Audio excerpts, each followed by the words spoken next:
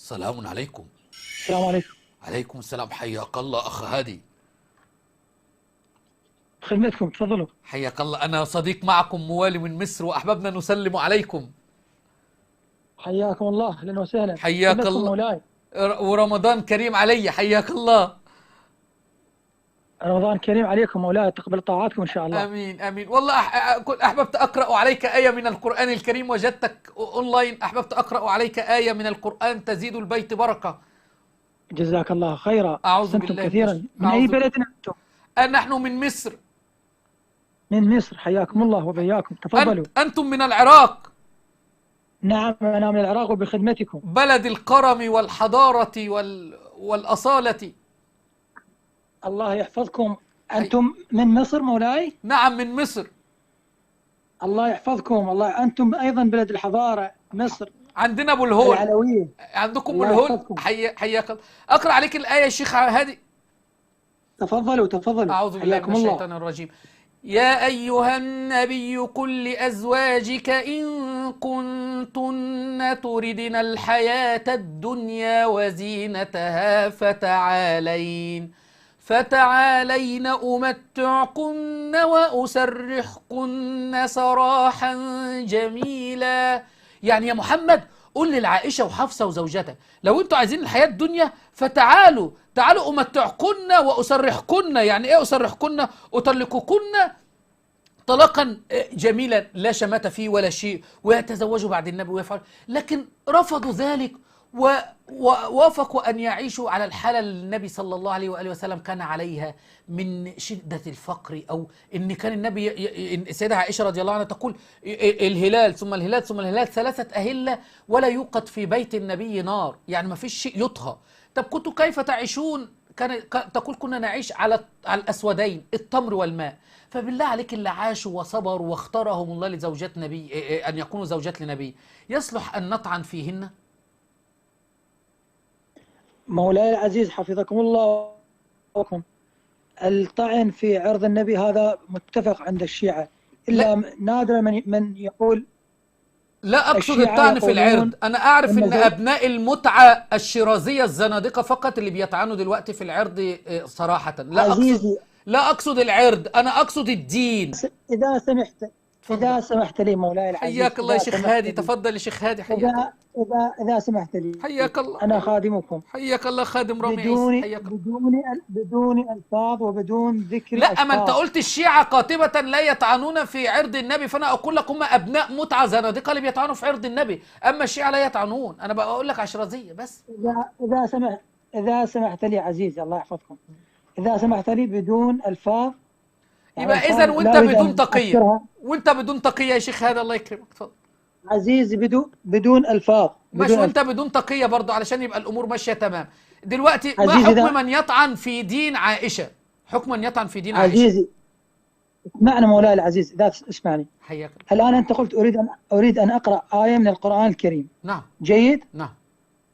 أنت الآن بدأت تتحدث، أنت الآن تعرف أنا في أي حالة جالس، وأنت الآن يا عم حتى لو جالس في الحمام، أنا مش عايز منك أي حاجة. أنا قرأت عليك الآية وبينتها لك، قلت لك بقى حكم اللي يخالف الآية دي حكمه يبقى إيه؟ بيطعن في دين عائشة، ده حكمه إيه؟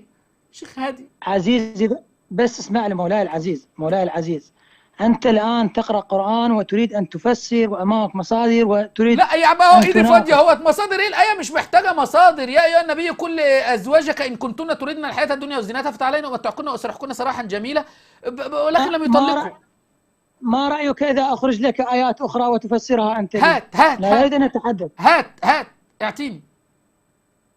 ما معنى أن تتوبا إلى الله فقد صغت قلوبكما؟ أي فقد مالت قلوبكما عن الحق وتابوا إلى الله تبارك وتعالى، بدليل الآية اللي بعدها: عسى ربه إن طلقكن أن يبدله أزواجا خيرا منكن ولم يطلقهن النبي صلى الله عليه وسلم. عرفت إنك بتتعب في عائشة يا واد يا قلبوز، كنت بتستخدم التقية وزعلت إما أنا جلدتك بالطعن في الشيرازية، فلم يطلقهم الله تبارك وتعالى. فسر لي أنت بقى يا واذكرن ما يتلى في بيوتكن من آيات الله والحكمة.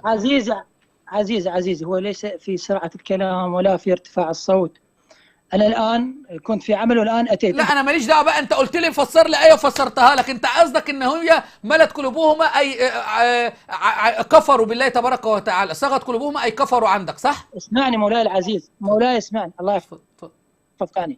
أنت الآن تقرأ قرآن وتريد أن أفسر لك القرآن وكنوع بهذه البساطة. عزيزي القرآن لا. يحتاج إلى فتح القرآن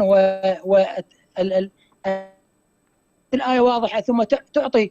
نحن الذي يفتي ويكفر ويفسق وما رأيك بهذا، هذه العبارة تعطى للعلماء. العلماء امال فين تمسككم بالعترة؟ سابوكم العلماء هم اللي يفسقوا ويكفروا ويفسروا، امال تمسكتم بالعترة ايه؟ فين تفسير العترة يا هادي؟ عرفت ان انتم لم تتمسكوا بالعترة، انتم عبيد المراجع ولستم مولاي العزيز، لماذا لا تسمعني عزيزي؟ أقول لك نفس الطريقة الآن التي تتبعها ليست طريقة صحيحة. الطريقة الصحيحة عندما تريد أن تتحدث مع أي شخص، أول شيء تقول لي ما رأيك؟ من أنا حتى تسألني ما رأيي؟ أنا عايز عشان أبين لك الحق، ما أنا مش أقول لك ما رأيك في الآية. طيب الله سبحانه وتعالى، هل الله يا شيخ هادي عزيزي نعم بيان الحق له ورشة وله ورشة إيه يا شيخ هادي؟ أنت شغال فين يا شيخ هادي؟ أنت قايل لي لسه راجع من العمل. ورشة إيه؟ لا بيان الحق مش محتاج ورشة ولا حاجة، بيان الحق في كتاب الله أهو. أنا ما رضيتش أجيب لك أي أحاديث، جبت لك من كتاب الله. عزيزي قلت لك قضية أنه الآن هذا كتاب الله هو من الآن أنت الآن عندما أسألك من أي مكان من كتاب الله تفسره على رأيك؟ أفسره لأن الإمام هرب وساب لنا عدم تفسير القرآن. النبي أمرنا نتمسك بالعترة، قلنا العترة فسروا لنا القرآن، قالت لا ولا قرآن ولا حاجة بقى، وسايبانا بقى لها 1200 سنة. فين إمامك بقى له 1200 سنة؟ عزيزي شوف الآن فتحت موضوع جديد. أنت الآن إذا كنت إنسان منصف تختار الشخص وتتفق معاه. طب خلاص انت اتفق على الموضوع، بس انا ما فتحش موضوع جديد. ما هو الامامك مع موضوع التفسير، اختار انت موضوع نتحدث فيه. لماذا لا تجعلني اتحدث عزيزي؟ اسمعني حقيقة بس ما تشخدش فيا عشان احنا بالليل وانا ممكن اخاف، فخليك بالراحة كده. قنواتكم لما فشلت قنواتكم في الريد واليوتيوب، الفضائح الظاهرة يعني من المفتي، تعرف ماذا أقصد. الآن تتصل بأشخاص في تالي الليل. خلاص لا مش في زي الليل، احنا سهرانين وفي رمضان. قول لي ايه الفضايح اللي عندنا؟ قول لي فضيحة من الفضايح ديت اهي، كتب قدامي اهوت والجمهور يراه. كثيرا تركتك تتحدث، دعني أكمل. الآن عندما تتصل بشخص في تالي الليل يا عم مش في سهر الليل، بالله عليك انت فاتح اونلاين يا هادي. قال جناح الاعاجيبي، جناح ايه ده؟ انت عندكم جناح في العيله؟ بالله عليك يا هادي اجبني يا هادي، انت لم تجب على اي سؤال. طب سل عما تريد، انا اقول لك سلوني قبل ان تفقدوني، سلني عما تريد. عزيزي شنو يجب عن ماذا؟ تقول ما هو رايك؟ انا بقول لك سلني انت بقى، سلني عما تريد بدون مظلوميات. هم ليه الشيعة على طول بيحبوا المظلوميات كده؟ يا عم سلني عما تريد. عزيزي ماذا تقول سلني على ما تريد؟ قلت لك أنه أنت الآن حددت موضوع وتسألني. طب بما أنك لا تريد أن تحدث في موضوع، أنا أريد أن أثبت لك أن عائشة في الجنة وزوجة النبي في الدنيا والآخرة. تحب أن أثبت لك ذلك؟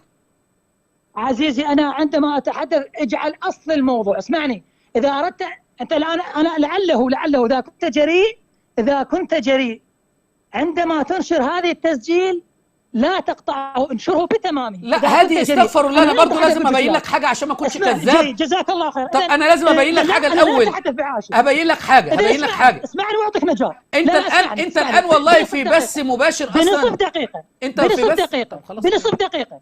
بنصف دقيقه لا ربع دقيقه. تفضل اسمعني، اذا اردت ان اتحدث وياك باصل المذهب. نحن نعتقد اننا كلنا مسلمون. من أين انطلق الفراق بيننا وبينكم كمذهب اعتقادي؟ طبعا هذا لا يعني أني أكفرك، لا استغفر الله.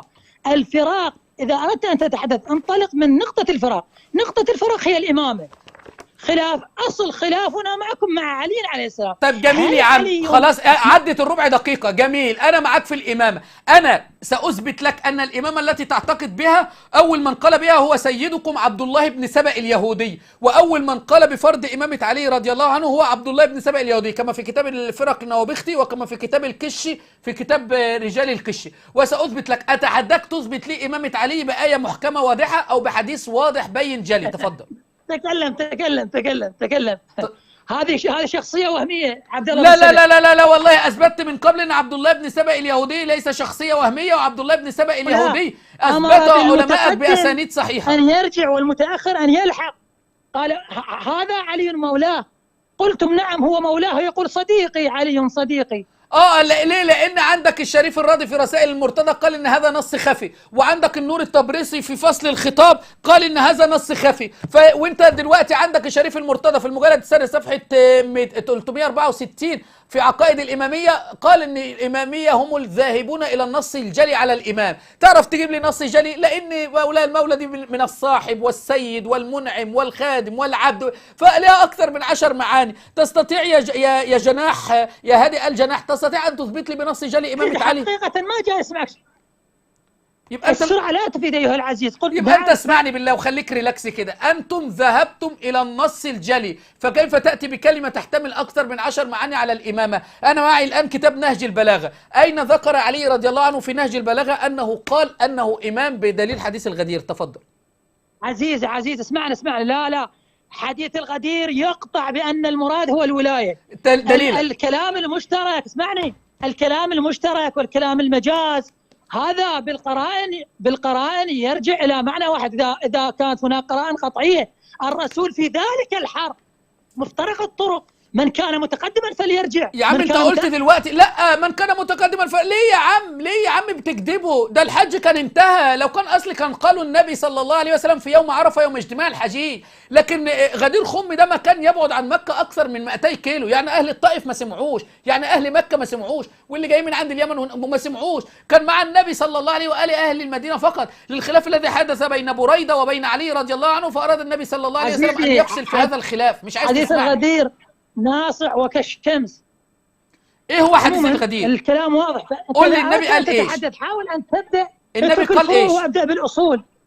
النبي قال ايش يا هادي؟ مولاه فهذا علي مولاه. كمل اللهم والي والي من والاه وعادي من عاداه. ما معنى من كنت مولاه؟ بس ابينها لك، وانصر من نصر واخذل من خذل. بينت هوت والي عكسها عادي، يبقى الموالاه من المحبه والنصره وعكسها من المعاداه. والي من ولاء وعادي من عاداه، وانصر من نصر واخذل من خذله. يبقى الموالاه فإن الله مولى، نعم المولى ونعم النصير، الله ناصره. فدي الموالاه من المحبه والنصره وليس الموالاه من الامامه. فلم يفهم احد من بني هاشم من الموجودين ان النبي كان يقصد الامامه صلى الله عليه واله وسلم، ولم يفهم علي بنفسه رضي الله عنه ان النبي صلى الله عليه واله وسلم يقصد الامام، ولم ياتي احد يبايع علي بعد موت النبي صلى الله عليه واله وسلم بدليل حديث الغدير. فقط هم اتباع عبد الله بن سبأ اليهودي اللي حضرتك منهم اتوا وفهموا الحديث بمعنى الامام. نعم هو هذه الاكاذيب شخصيه وهميه، هذا كله كلامكم. لا والله مش شخصيه وهميه، ولو تحب اثبت لك الان بسند صحيح ان عبد الله بن سبأ، بس انا مش عايز اغير الموضوع. عزيزي مذهبنا ناصع والله. الزهراء بكتبكم، اذهبوا الى كتبكم، ماتت وهي واجده. من مات ولم يعرف امام زمانه مات ميتة جاهليه. خلاص انا معاك. اول حاجه شوف هجاوبك على كل حاجه. الحديث اللي انت بتقول ماتت وهي واجده، اما ترجع لسنن البيهقي قال ان ابو بكر رضي الله عنه استرداه فرضيت، وما ترجع لنهج البلاغه لميسم البحراني صفحه 875 قال فرضيت بذلك واخذت العهد عليه، اي على ابي بكر رضي الله عنه في الميسم البحراني في شرح نهج البلاغه فرضيت. اما دلوقتي هنرجع لعلل الشرائع للصدوق بيقول لك ان هي كانت غضبت من علي رضي الله عنه، وفي بحار الانوار ما دخلت ورأت راس علي في حجر جاريته فغضبت منه. فهتكفر سيدنا علي؟ عادي، ما انتوا كفرتوا الصحابه، ايه اللي هيخليكم تتمسكوا عن تكفير سيدنا علي؟ كفر سيدنا علي يلا في دينك. من نطق الشهادتين ليس بكافر. لا هذا الكلام خطأ يا حبيبي، لان عندك في كتاب اوائل المقالات، في كتاب تفسير البرهان لهاشم البحراني في المقدمه، وايضا في كتاب وقال العلامه السعيد والفهامه السديد الشيخ المفيد طيب الله تربته في كتاب المسائل، اتفقت الإمامية على أن من أنكر اتفقت يعني أجمعت على أن من أنكر إمامة أحد من الأئمة وجحد ما أوجبه الله تعالى له من فرض إطاعته فهو كافر ضال مستحق للخلود في النار. فهو باجتماع عندكم إن إحنا كفار ضلال مستحقون للخلود في النار. أما إنك بقى مش 12، عرفنا أنت 12 ولا بطيخي ولا إيه بس؟ ايوه هاي الفاظك لسه ترجع عبد الله بن سبأ. نعم ما انا جبتها لك من اهوت من كتبك اهوت، ولو عايز اثبت لك الان ان عبد الله بن سبأ لم يكن شخصيه وهميه، وعبد الله بن سبأ من كتبك كان شخصيه حقيقيه من كتبك انت، ولم اتي باي شيء من عندي. لو تحب اثبت لك ذلك اثبته لك الان. عزيزي الان اذا نتحدث بروايات والله العظيم الان تسد عندنا في كتبكم فضائح، ولكن هات الفضائح يا عم هات الفضائح يا عم، انا بحب الفضائح، هات الفضائح. ها انا لم ادرك الكتب على ظهر الغيب وانت الان تتصل بهذه الطريقه. يا عم ما انت بالله عليك، مش انت اللي اخترت موضوع الامامه وعجزت ان تثبت الامامه؟ طيب هل استدل علي رضي الله عنه بحديث الغدير على امامته؟ تفضل. انا عجزت من والله انت عاجز اهوت يا هادي الجناح، جناحك اتكسر خالص. لو انت اللي داخل بتحدي، انا ادعوك يا هادي لدرك دين الصنميه الذي انت عليه واتباع القران الكريم الذي اثنى على صحابه النبي الامين، ودع هذه الامامه السبائيه، فالدين كمل بنبوه محمد صلى الله عليه وسلم ولا نحتاج الى ائمه. اترك دينك يا هادي. عزيزي بعد الكلام في حفظ الله، نسأل الله لكم الهداية. آخر شيء أقوله لك يا هادي، نصيحة أخيرة، عندما تريد أن تكون منصفا ويجب أن تذكرها هاي، عندما تريد أن تكون منصفا وتضع كتب أمامك، اجعل المقابل، قل له سوف أراسلك ولدي كتب أمامي. يا عم ما أنت اللي فتحت الموضوع وأنا جبت لك من كتبك أستدل وما فتحتهاش. افتح أنت موضوع تاني يا هادي. بدأت تفسر القرآن يا عزيزي وتقول ما هو رأيه. وانا استنى امامك الهري بيفسر لي، ما امامك هربان يا هادي. يا هادي عيب، يا هادي استحي على وجهك. انا بس عايز اقول لك حاجه اخيره يا هادي عشان ما اكونش كذاب معاك، اقولها. عزيزي الان تتحدث، الامام هو اخر الائمه، انت اذا تفهم بالحوار يجب ان تناقشني بالامام الاول وتثبت. طيب يا عم تعالى، الامام الاول بعد النبي صلى الله عليه وسلم هو اللي ابو بكر، اللي علي رضي الله عنه بايعه حفاظا على بيضه الاسلام، وهو الصديق. بايعه بخل يا علي، اصبحت مولاي ومولى كل مؤمن. الحديث في سنده مقال ولا يصح لو تنزلت معك. نعم علي مولى المؤمنين، لان ربنا قال عن المهاجرين والانصار بعضهم اولئك بعضهم اولياء بعض، فعمر ولي على علي وعلي ولي على عمر، اولئك بعضهم اولياء بعض. انه يهجر هذه الذي قال انه يهجر في كتاب بحر الانوار المدخل صاحب الامام الجواد، وقالوا الامام هجر. نعم قالوا ذلك على الامام الجواد. كل حاجه هديك عليها. رزية الخميس، هات اللي بعد. رزية الخميس، النبي صلى الله عليه وسلم نزل على مقولة عمر رضي الله عنه وقال لمن يأدلب الكتابة، قال دعوني فالذي أنا فيه خير مما تدعونني إليه. وعلي رضي الله عنه كان موافق لعمر بدليل أنه لم يأتي بالكتف والدواء. هات اللي بعد. ما معنى غلب عليه الوجع؟ غلب عليه الوجع أن الأنبياء ينزل عليهم الوجع الشديد كما حدث لأيوب عليه السلام فمرض، وحينما دخل عبد الله بن مسعود على النبي صلى الله عليه وآله وسلم قال يا رسول الله إني أراك توعك وعكا شديدا، قال نعم إني أوعك كما يوعك رجلان منكم، فيكثر الوجع على النبي. ربي أني مسني الضر وأنت أرحم الراحمين كما مس النبي من قبل. قال له هات اللي بعده. الرسول ائتيني بدوات. شو اللي بعده؟ نعم، وهذه من رفقة صحابة النبي رضي الله عنه برسول الله صلى الله عليه وسلم. فلك أن تتخيل أن أبوك يكون يوعك وعك شديدا كما يوعك رجلان، يعني مرضين اثنين، وأنت لا تعلم أن النبي صلى الله عليه وسلم سيموت. فقال حسبنا كتاب الله كما قال علي رضي الله عنه في نهج البلاغة اقتداء بعمر، وكفى بالكتاب حجيجا وخصيما. فالقرآن في كل شيء، وأنتم بتقولوا ما فرطنا في الكتاب من شيء، بتقولوا أن هي في القرآن وإن كانت هي في اللوح المحفوظ. وإحنا تنزلنا معكم، فعمر رضي الله عنه فقيه، مش الإمامة في القرآن وانت لسه قايل الامامه في القران. فعمر قال يعني يا رسول الله عندنا الامامه. هات اللي بعده. هو يفهم احسن من الرسول؟ لا، ما قلنا انه يفهم احسن من الرسول. فالنبي صلى الله عليه وسلم لعل الوحي نزل على النبي صلى الله عليه وسلم بترك الكتابه، لانه كان يريد ان يكتب الوصيه لابي بكر رضي الله عنه. فضيحه. الفضيحة في علي رضي الله عنه في دينك، لأنه رفض أن يأتي بالكتف والدواء، وبني هاشم الذين كانوا واقفين وافقوا عمر رضي الله عنه. كلها هتجيبها هتدعس. هذه فضيحة. شوف كل هذه فضيحة. لا، الفضيحة بقى في فنادق النجف اللي شهيد العتابي قال إن فيها نكاح زنا محارم. أيوة رب الكعب، ادخل على فيديو شهيد العتابي. دي الفضيحة البكر اللي بتتمتع بغير إذن وليها. الفضيحة اللي السيستاني بيجيز تعاقب أكثر من رجل على المرأة السيب. هات اللي بعده. صريح القرآن طردهم، لا ينبغي ان يتنازعوا عنده. طردهم، يبقى طرد علي رضي الله عنه. هات لي دليل ان استثنى علي او احد من بني هاشم. تفضل. هذه كافيه. سؤال هات، ما انا بقول لك هات، يعني طرد علي، يعني النبي ما بيحبش علي رضي الله عنه. تفضل اجب. والله هذه كافيه على ايوه، انت مال صوتك اتنبح ليه كده؟ انا لا، ده لسه الليل طويل معايا. انا عايزك تفوق كده وبالراحه. هخلي حد يعمل لك عندكم ينسون ولا يتذكرون ولا اي حاجه عشان تبقى فايق معايا. هات اللي بعده. هات من هذا صوت. ايش بعده؟ شو اللي بعده؟ رزية الخميس لا تدرك. هي كافيه والله. كافيه بماذا؟ طيب الان هالزمك امام الجمهور، هل النبي صلى الله عليه واله وسلم اراد ان يثبت في رزية الخميس وصيه علي؟ قال لهم ائتوني بكتاب، ائتوني بدوات. ماذا كان سيكتب النبي؟ ماذا كان سيكتب؟ عمر يعرف والله. عمر يعرف. ايه هي؟ ولذلك لم يكتب. استنى بالراحه بس. النبي كان هيكتب امامه علي. يلا، مش انت لسه قايل لي من شويه النبي بلغ بامامه علي في غدير خم؟ طب هيكتب ليه؟ يعني النبي هيكتب شيء موجود في غدير خم؟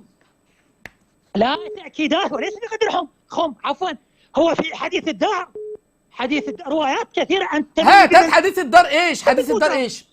أنت مني بمنزلة هارون من لا، حديث الدار غير حديث انت مني بمنزلة هارون من موسى. حديث الدار حديث ضعيف وانت مش عارف تجيبه، وحديث انت مني بمنزلة هارون من موسى قاله النبي صلى الله عليه واله وسلم لعلي حينما خرج في الغزوة وترك علي واخذ معه الفاروق والصديق، فقال علي يا رسول الله تخلفني مع النساء والصبيان كما خلف قبل كده ابن ام مكتوم الكفيف؟ فقال له النبي صلى الله عليه واله وسلم اما ترضى ان تكون بمنزلة هارون من موسى؟ منزلة القرابة، ولو قصد الامامة لقال له انت مني بمنزلة يوشع بن نون من موسى، لأن خليفة موسى هو يوشع بن نون. هات اللي بعده هنسمعك. أيكم يؤازرني على يكون حديث الدار، أيكم يؤازرني على يكون أخي وخليفتي. الله، وهذه مصيبة وتم تسقط دينك. النبي صلى الله عليه وآله وسلم بيعرض على أهل مين اللي يكون إمام ينصرني ويكون معايا ويكون خليفتي ويكون إمامي. هل الإمامة منصب من الله ولا باختيار من النبي صلى الله عليه وسلم؟ وهذا يدمر دينك التي تقول بأن الإمامة منصب من الله. كيف منصب من الله والنبي بيخيرهم اللي قاعدين؟ ينفع النبي من الأنبياء يقول لحد قاعد مين اللي يحب يكون نبي زيي ويبقى نبي زي؟ هيقول ازاي يا عم؟ ده هذه النبوة من الله، اصطفاء من الله. فكيف والإمامة أعلى من مرتبة من الأمة؟ دمرت دينك. هات اللي بعده. كده فلست. كلمة المعمم يبدأ يقول لك ويفتح بقه كده بيبقى فلس، لأن مش واخدين على كده في الحسينيات. يا علي يا هادي الجناح، أنت الآن في بث مباشر يستمع إليك المئات. والله أنت مشتبه. والله مشتبه. أنا مشتبه. الآن أنت هربت من رزية الخميس. تعال أنا وأنت في رزية الخميس. النبي صلى الله عليه وسلم إيش اطرح إشكالك على رزية الخميس؟ سؤال. أنت لماذا هو جاي أقول لك هو أن الرسول غلب عليه الوجع؟ الرسول يعني الآن رد على رسول الله. يعني لا لا لا لا، ما هي دي بالظبط كما أن علي رضي الله عنه في الحديبية رد على رسول الله فقال لا يا رسول الله والله لا أمحو اسمك أبدا. النبي قال امحوها يا علي. فهل أنت تكفر علي رضي الله عنه؟ يلا تفتح بقك وتقول من كتبه اهرب. اهرب. مش هسيبك برضه، مش هسيبك يا هادي لحد ما كده افصفصك خالص. شوف يا هادي قال جناح كده لحد ما اقصقص لك جناحك كله. اتفضل عزيزي، الكلام معك الآن. الآن أنت أفلستيني، ما بقاش عندي أي شبهات تانية أقولها لك. الآن أجبت على كل شبهاتي. أنا عندي بقى أسئلة ليه؟ ما هو الدليل من القرآن على العصمة؟ ما هو الدليل من القرآن على الإمامة؟ ما هو الدليل من القرآن على التنصيب؟ ما هو الدليل من القرآن على رجعة الأئمة؟ ما هو الدليل من القرآن على المتعة بغير إذن وليها؟ ما هو الدليل من القرآن على التمتع بالمرأة اليائس مع أكثر من رجل كما يقول السيستاني؟ ما هو الدليل من القرآن على التقية؟ ما هو الدليل من القرآن على أخذ خمس المكاسب يا سرقة يا لصوص يا من تسرقون عوام الشيعة؟ افلست خلاص. حينما يفلس المعمم احب بقى ابين لك في الاخر. انا افلست خالص. اسمعني بس، انا مش عايز صوت الجرو دوت. خليك انت اللي بدأت في الاول. لم اتجاوز عليك. نعم، كل ده ولم تتجاوز علي. كفاك أن تجاوزت على صحابة النبي، وكفاك أن تجاوزت على عرض النبي صلى الله عليه وسلم، وتريد أن تعرض بالآيات صاغت قلوبكما وما فسرتها لك وبينتها لك. خلاص انكمشت وبقيت تجيب الشبهة تاخد الرد، الشبهة تاخد الرد. آخر شيء أنا عايز أقولها لك بس يا هادي علشان أبقى صادق معاك. أنت في اجعلها لك آخر شيء. اجعلها لك هذه. أنت في بث مباشر يستمع إليك المئات. والله في أمال. أحسنت. فليقفوا وقفوا كلكم. فليقفوا. انتوا ازاي تدخلوا البث وهذا قال جناح الاعاجيب امامكم هكذا؟ فليقفوا جميعا. لا اسمعني، اذا كان بث مباشر، اسمعني، مناقب علي عليه السلام كثيرة. أيوة، ما هي دي المصيبة. بتجيبوا مناقب آل علي من كتب أهل السنة والجماعة وتجعلوها في تنصيب علي رضي الله عنه. يجيبوا مناقب آل علي رضي الله عنه، علي مناقبه كيت وكيت وكيت، وعلي مناقبه كيت وكيت وكيت، وبعدين يجعلوها في إثبات الإمامة. أنتوا بتجيبوا أحاديث في مناقب علي علشان تجعلوه أفضل من الأنبياء وإمام معصوم. إزاي؟ أحاديث ومن القرآن. الآن قلت لك حديث من كنت مولاه فهذا علي المولاه. نعم بينته لك. ما انت قلت اللهم ولي من ولا وعادي من عدا وانصر من نصر واخذل من خذل، ان الموالاه من المحبه والنصره وعكسها المعاداه، وفسرته لك والزمتك. لم يجد احد من بني هاشم ويبايع علي بسبب هذا الحديث. علي رضي الله عنه لم يستدل بهذا الحديث على امامته. على فكره انت كنت بتقول لي ماشي دلوقتي، وما قلت لك في بث مباشر استحيت وقعدت. ايوه خليك كده لحد ان شاء الله ربنا يهديك على يدي. فعلي لم يستدل بهذا الحديث. هل استدل عليه في نهج البلاغه المكذوب على علي اللي ألف بعد موت علي ب 400 سنه، اللي كذبوا الشريف الراضي الكذاب؟ هل يوجد في أي شيء في نهج البلاغة تكلم عليه عن حديث الغدير؟ تفضل. وهرب الجناح. أي والله هرب هادي الجناح الأعاجيبي، هكذا المعممين، ما نترك لكم شبهة إلا ونرد لكم عليها. لن نترك هذه الديانة حتى نبين لعوام الشيعة الحقيقة الغائبة. تأتون بمناقب علي رضي الله عنه لتثبتوا بها إمامة علي، كيف؟ يعني أنا آتي بمناقب الصديق لأثبت أنه أعلى من النبوة؟ كيف؟ آتي بمناقب عمر وأقول هذا يدل على عصمته وأنه إمام منصب من قبل الله؟ كيف تكذبون؟ ثم تأتون بالشبهات على صحابة النبي صلى الله عليه وآله وسلم لتطعنوا في صحابة النبي صلى الله عليه وسلم.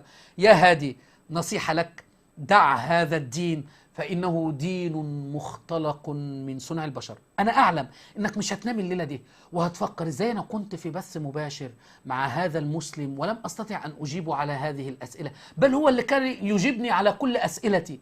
أنا نصيحة لك ونصيحة لكل شيء عاقل، ونحن في هذه الليلة المباركة من ليالي رمضان في جوف الليل أدعوك لتحكم القرآن الكريم. دع هذا التراث يا شيعي، دع هذا التراث اللي أمامي، كل هذا التراث مخالف لكتاب الله. شوف فصل الخطاب في إثبات تحريف كتاب رب الأرباب، ولا تأخذ القرآن الكريم.